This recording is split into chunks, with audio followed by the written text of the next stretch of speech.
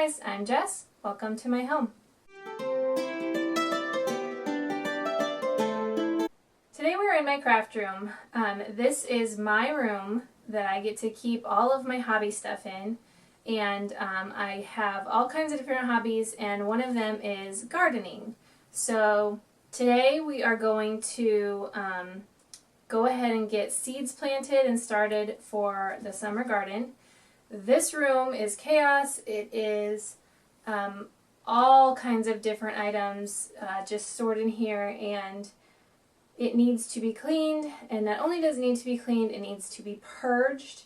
There are certain hobbies that I used to do that I don't really do anymore, and I'm not really apologizing for that. It is what it is, but I just wanted to explain to you where I am. Okay, so I have done many different methods to starting seeds before in the past. I have started them inside, I have started them just under a simple light, in the window, in like a little greenhouse. And last year I came upon some old windows that I made cold frames out of. And that I really feel like is something that I want to pursue. Starting my seeds outside. So there is a method of sowing your seeds called winter sowing. This is kind of going to be a hybrid of that. I'm going to sow my seeds and then I'm going to put them outside and let nature do its work. I'm going to let natural sunlight, temperature, they get their cues from nature when they should start growing. I have my cold frame that I'm going to start the seeds in on the south side of my house. Now, our house is built up, so behind the cold frame is cement. So it is like a little microclimate there. It's warmer, it doesn't, when it frosts, lightly frosts outside, that area doesn't necessarily freeze. So that is already warmer, and then having them inside a cold frame there will keep it warmer as well. Last year I tried this and I put everything out in a cold frame in the garden. I intentionally did not take care of it because I wanted to see what happened. I wanted to be as least maintenance as possible, and it worked great, except for the one night that it got too cold. And then it froze the ones that had started growing, but after that, other plants took it upon themselves to, other seeds germinated and started anyway. So the only other problem was the watering. Being out in the garden, I didn't go out and water them as often as I should have. So this year I'm going to start them in the cold frame in front of the house. Not only is it going to be warmer, but it's right there where I can take care of it easily. This year I went ahead and I got these seed starter trays. I have had these and used them in the past. I've also used just plastic cups that I filled with soil and poked holes in the bottom and used those to start seeds. That worked great as well. A lot of that stuff was kind of breaking, and I didn't, I just didn't want to deal with it. I didn't want to store it all. So I threw it out last year, and then I'm going to start fresh this year. I got these seed starter trays. This is from the brand McKinsey, and I got them at Menards. They are already filled with soil. It looks like they have a seed starter mix that has like a perlite in it already, so I don't have to add that. Next, I'm going to add this worm casings. This is something that I got at Costco. I'm just going to put some on top here and sprinkle it in. I have seeds over here and here. I have water, and then I have some like plant markers so we know what is what.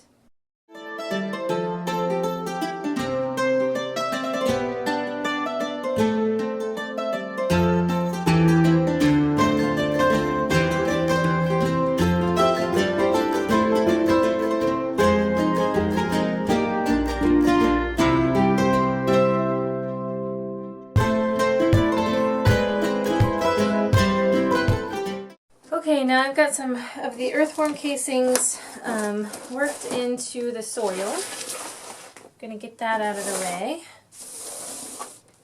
The next thing that we need to do is to moisten the soil. You can also take some water and put it in the bottom of the tray and let it soak up from the bottom. This pre-moistening step is important because if you don't do this, see how it like sits on the surface? If you put your seeds in first and then do this, then the seeds will kind of float to the top. So we're going to let this sit for a few minutes and soak up. It may have been easier for me to just dump all this soil into a tub, mix it in with the worm casings and the water, but me and Easy don't always get along. While these are soaking, I'm going to go ahead and show you my seeds. I use these Sterilite drawers to hold my seeds, and then I just group them with rubber bands by plant type. So I have tomatoes, cucumbers, peppers, etc. And then I also have this box right here that my mom gave me that I use to hold things that are odd shaped or like longer than would fit in there. Big seeds, that type of thing. A lot of these are seeds that I'm going to direct sow, so I'm going to go ahead and set this off to the side. Tomatoes we need to pull out because we're going to start them early. Peppers we're going to start early. Herbs, we will start some herbs today. So as you can see, I have a ton of seeds. I am a seed addict. Yes, I am. Okay, so I've gone through and picked out the tomato seeds that I want to grow for this year. This is the Sun Sugar tomato. It's a hybrid, and it is this says orange cherry tomato, but it's really more of a yellow. This is the best cherry tomato ever. It's like you're eating grapes. This will always be in my garden. It is a hybrid, however, so I have to grow or buy the seeds every single year. I found a ton of them on clearance one year, so I went ahead and bought them, a ton of them. I'm going to grow this sweet, this was in with those, it was like in a pack of tomatoes with those Sun Sugars, so I'm going to try this Cherry Sweet Baby Girl variety. It is a red cherry tomato. And then I'm also growing this, which I have grown for quite a few years now. It's a blueberry, it's a blue cherry tomato. It's a hybrid by Wild Boar Farms, and you can get it at Baker Creek Heirloom Seeds. These are a great cherry tomato also to grow. I'm going to grow these Heinz tomato seeds. My sister got them at the State Fair, I believe. I told her I would grow them for her, and then also I'm going to grow some for myself. I'm going to grow this old German tomato. It is a yellow heirloom, and it's a big beef master tomato. These are very delicious. Also going to grow a boxcar willy.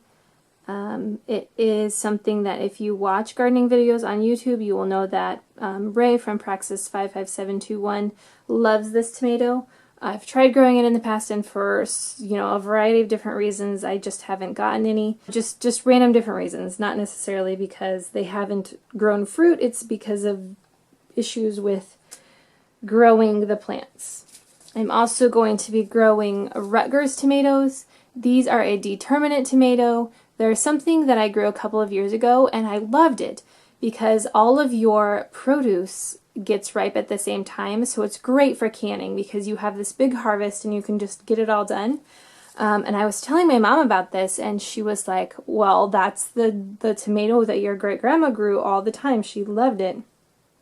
So hey, great-grandma knew what she was talking about. These do well in our climate, and they do well for canning as well. I am going to grow these Better Boy variety of tomatoes. They are also a hybrid. I have done a lot of heirloom tomatoes. I personally feel that heirloom tomatoes taste better. Years ago when I was canning, I always go ahead and I smell every single tomato when I cut it up before I put it into the pot, because I don't want one bad tomato to ruin the entire batch of salsa or tomato juice or whatever it is that I'm canning. And I just, like, they just don't smell good. They just don't have that tomato scent anymore. And then I was watching a show we have here in Nebraska called Backyard Farmer, and they mentioned it as a question they had gotten, and you know, that's possible that we're losing things by hybridizing our produce. And so I like to grow the heirloom tomatoes for the flavor, but the fact is that I do can a lot of tomatoes. A lot. I could go on and on and on canning tomatoes until the very last frost. And so I need a lot of them. These are Better Boys. They are, says tomatoes that are the best known and most popular home garden tomato in the world.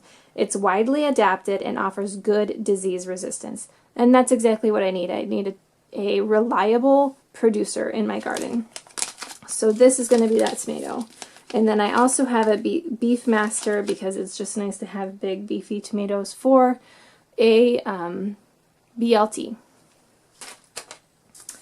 One other thing I'm going to be growing is tomatillos. Tomatillos are a necessity in my garden as well. I make salsa verde out of it, and it is something that my husband has told me if I never make another salsa ever again, it needs to be this tomatillo salsa verde. My youngest daughter also loves it. They eat it constantly. I also have this brandywine seed. I really do like the brandywine. I would like to grow maybe one of these plants. This is from a plant that I saved seed from in 2013. We'll see what we get. Who knows, maybe it cross-pollinated. For the peppers that I'm going to grow this year, I'm going to grow banana peppers. I grow them every single year. My mom grew them. They are a flavor that I'm used to in the salsa. That is her recipe.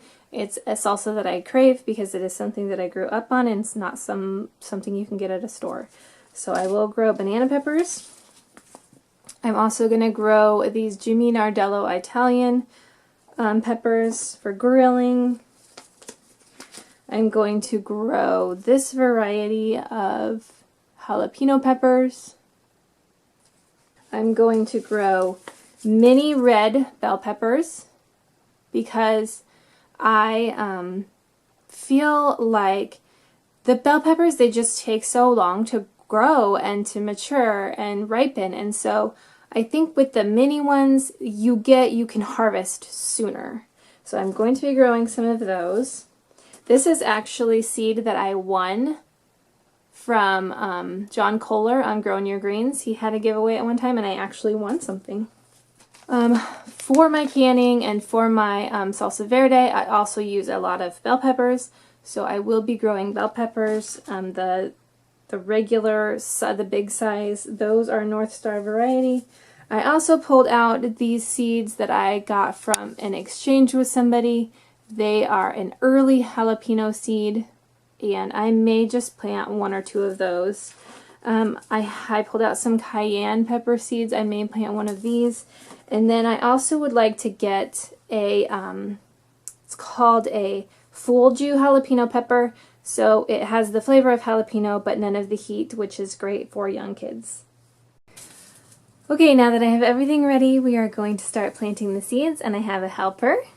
Say hi. Hi. This is Kate. She's going to help me put the seeds in. Okay, so what you got there? The seeds. Okay. This one we're going to do 2 plants of, okay? Okay, so we're going to start with this one. This is Boxcar Willie, so we are going to put, how many seeds do we put in each hole? 2. 2 or 3. Whoops. Okay. Okay. 2. Okay, now put the next one right here beside it. Try to hide it. There we go.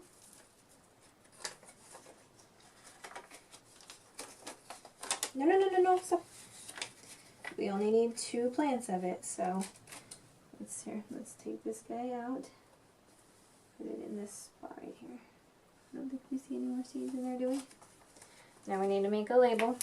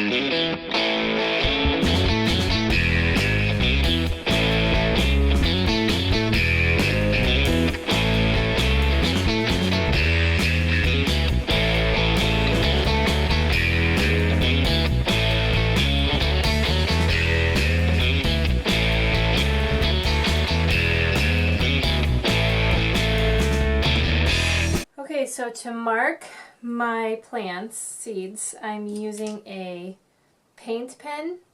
A problem when you mark your seeds is that a lot of stuff, Sharpies and whatever, fade in the sun, and then when you have your plants growing, you don't know what they are.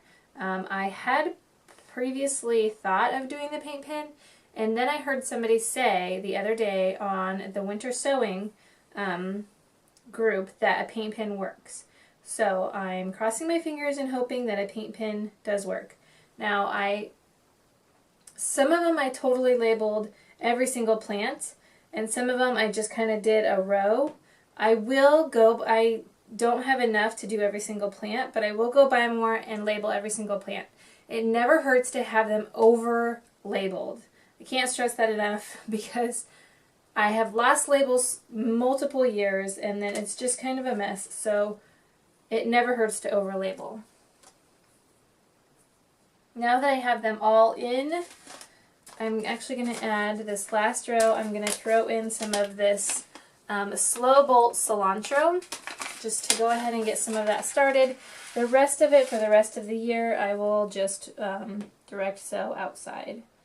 But I like to have it early, and cilantro is something that you have to continuously sow because it bolts so quickly. This is the slow bolt, and yes, it does go slower, but still bolts much faster than other plants. I have them all pushed down into this soil now. I'm going to label these.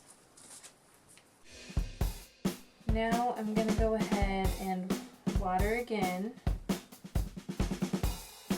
Add some more soil back on top of the seeds.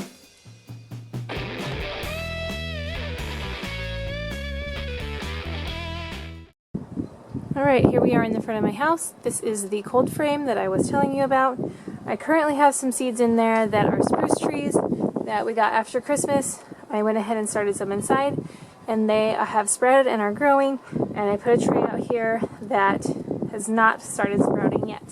I also have a couple trees inside this cold frame that I have left in there all winter long. I have a lemon tree and a fig tree, and I didn't want to leave the lights on all winter long, and so I figured I would just stick them in here and see if it created enough microclimate to get them through the winter. I do not know if they'll come back or not, but today, this week has been pretty chilly, but tomorrow is supposed to warm up. We have had unseasonably warm weather this spring in Nebraska, and I have a feeling that after today it's going to get warmer and kind of stay warmer, keep going up from there. So I'm going to take these trees out of this protected area and go ahead and put the rest of my seeds in there. Okay, there they are, all my seeds tucked in. Like I said, this area is protected and warmer, and I'll show you down here. I have plants that are already coming up. I have over here is a tulip bulb that's up. And then back over here, this was a parsley plant that I just transplanted at the end of the year last year.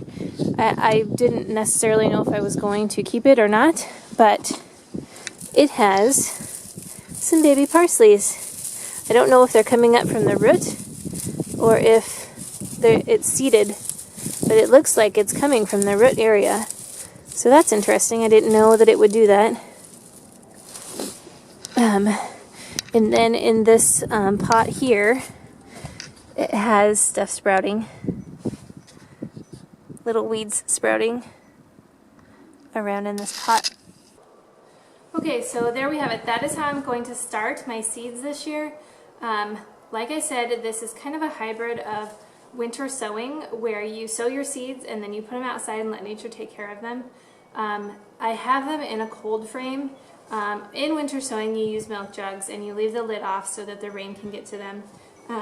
In the cold frame here, I'm going to have to water them, and then The sun will take care of itself for the lighting, and the temperature will signal to the seeds when it's time to start.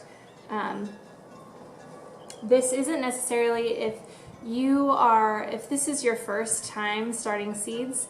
I don't know if I would necessarily go by what I say. You know, you may want to watch a little bit more detailed of a video of seed starting, a different series maybe that goes into a little bit more in depth. I will be starting some more seeds, maybe some flower seeds, and then a lot of the stuff that I'm just going to direct sow. Out here in the garden, I also have another cold frame. This one is not as airtight. It has some cracks, so it's not as warm.